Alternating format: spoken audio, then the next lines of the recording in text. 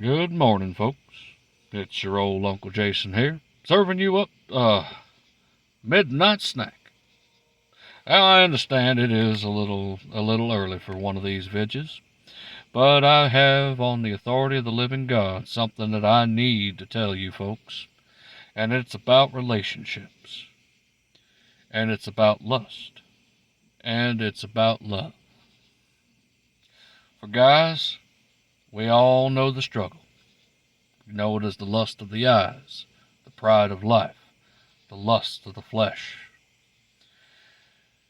But here's something that I can give you that'll help you combat it. First things first, think. Yeah, that gluteus maximus might look mighty delicious, but just remember what comes out of it isn't as enticing. Everybody has crap they gotta deal with, both literally and figuratively. Now ask yourself something else. Do you really like that lady, or are you just horny? Ladies, the same way. Do you really like that gentleman? Or are you just chasing after a dream? Or are you just feeling a little frisky? Remember, fornicators and adulterers will have no part of the kingdom of heaven. So you need to approach this with biblical eyes.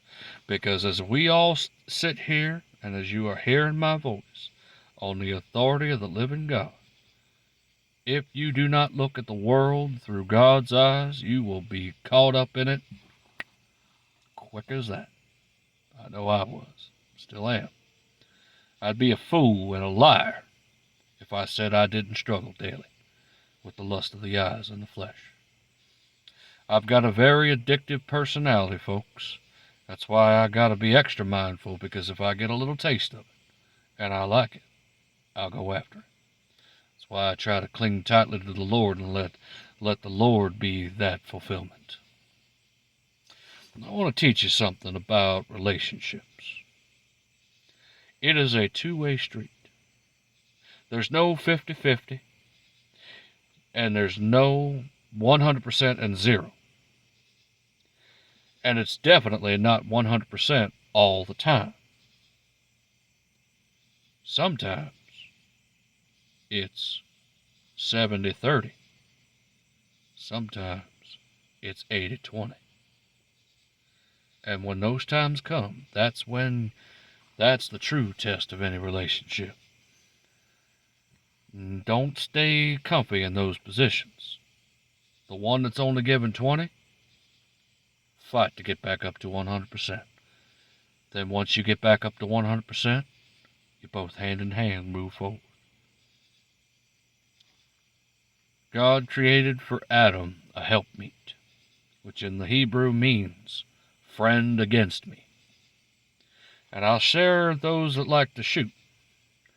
If you hold the firearm with one hand, hands all over the place, because nobody's steady. Groupings are all over the place. But if you hold it with two hands, one underneath, a gentle push and a pull, your groupings will be a lot smaller. That tiny bit of resistance is what keeps you on point. I'd rather a soul be fully developed with me, but I know it is not good for a man to be alone. So I made for him a helpmeet. That is better to marry than to burn in your own lust. But the thing about relationships is it is a commitment. You need to understand what love is. You need to understand what lust is and how it comes at you. You need to understand when it comes at you. It comes at you whenever you're angry, lonely, tired, angry, lonely, or lacking. Sin is a tall order. If you remember that, you'll be able to pinpoint exactly when the enemy comes at you the hardest. Now picture this. I'll draw a little square right here. Picture the square. Now, over here from this corner, draw a line to about the middle of the box here, and another line from here to this corner to this point here.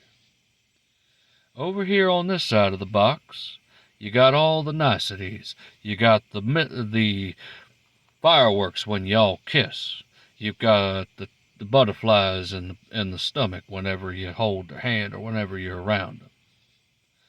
But as time goes on, those feelings dissipate.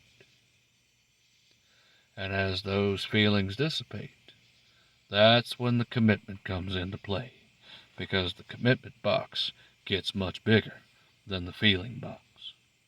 Then once you get to the point where it's all commitment, you take that box and you flip it around. Find new ways to fall in love with your partners, with your wives, with your husbands. Find a way to reignite the fire that once brought you together.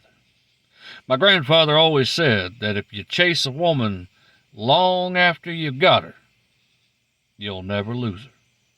Same way with you women. If you chase after your man long after you got him, you'll keep it.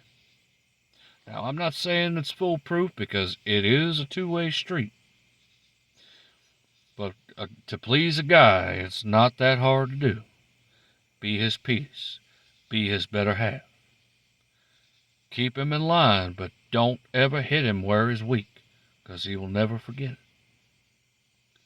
Be godly women. But above all, you men, be godly men. Let the Lord be the cornerstone of your relationship. Be apart for a time to devote yourself to prayer, but come together again, lest you be tempted by the evil one. Sex is a sacred thing, folks. It is a God-ordained act between a husband and a wife, period. Anything else is lust and of the enemy. Fornicators, idolaters, and drunkards, and adulterers will not have place in the kingdom of heaven. And Jesus said, if any who look upon a woman to lust after her hath committed adultery already with her in his heart. That's the cold, hard truth of the whole situation, kids. And I'm guilty of it as well. Every man, woman, and child of adult age is guilty of lust, because it feels good. I won't deny it. It feels amazing. But I assure you, it is bitter, very bitter at the end. So I encourage you folks, if you're married right now, and you feel that temptation to stray, talk to your partners. Talk to your wives, talk to your husbands, whatever it may be. Talk to them. Confess your faults one to another. That holds true. If you can't work out the problems together, I encourage you, seek out your pastor. Seek out the man or woman of God in your life and seek counsel. A king wages war, but with many counsel. If any man lacketh wisdom, let him ask of God, that giveth unto all men liberally. And I assure you, he will give you the wisdom that you need to endure. Now I'm going to tell you a little story of my own life. And this is something that I've prayed about, and I'm going to talk to my other half about it. I met a lady when I was working at my other job. And nothing too involved, just passing the day, saying hi, how are yous, being myself. Well, come today, I found out that she was a little bit more interested in me than I was of her. And unfortunately, for whatever reason, my mind started to race. It said, why did you keep your mouth shut? Why didn't you do this? Or why didn't you do that? I assure you, on the authority of the living God, that was the enemy right there. Because I have a commitment. I gave my word. and I love my other half with all my heart and soul. And not because she may be listening to this, but because I'm declaring it publicly. I love my other half. But because I shut it down, I told this individual that I was taken. For whatever reason, I just felt really bad about it. Couldn't understand it. Then I realized that was the enemy trying to convict me into doing something that I had no business doing.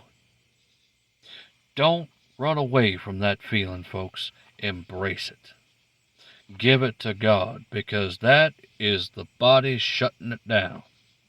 Because the body is like an undisciplined child.